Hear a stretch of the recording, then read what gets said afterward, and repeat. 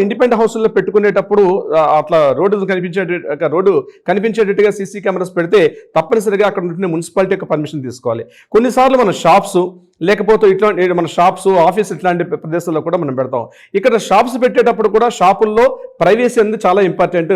మనకంటే ఒక private place ఎక్కడ ఉంటుందో అక్కడ మాత్రం సీసీ కెమెరాస్ వాడడం మాత్రం పూర్తిగా నిషేధించడం జరిగింది.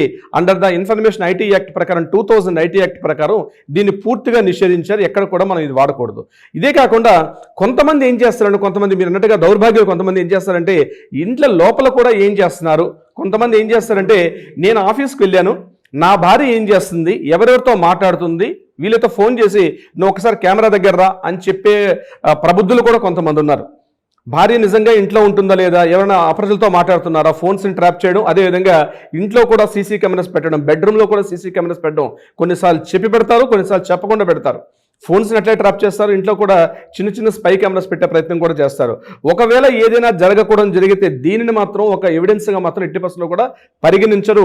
అండర్ ద 66E ప్రకారం అది పూర్తిగా వైరిజం అవుతుంది, దాన్ని కూడా పరిగణలో తీసుకోరు. సో ఇండ్ల లోపల మాత్రం పెట్టుకునేటప్పుడు ఇంట్లో ఉన్నటువంటి వ్యక్తుల యొక్క అంగీకారం తప్పనిసరి. ఒక అగ్రిమెంట్ రాసుకొని అగ్రిమెంట్ ప్రకారంగా పెట్టుకోవాలి తప్పించి, నేను ఇంటి పెద్దను కాబట్టి, ఇంట్లో నేను పెద్ద మనిషిని కాబట్టి నేను పెట్టుకుంటానంటే ఇంటి లోపల పెట్టుకోవడానికి కూడా పర్మిషన్ లేదు. ఎందుకంటే వ్యక్తిగత గోప్యత అంటే సీక్రెసీ ఇంపార్టెంట్ కాబట్టి ఇంటి లోపల కూడా పెట్టే అవకాశం లేదు.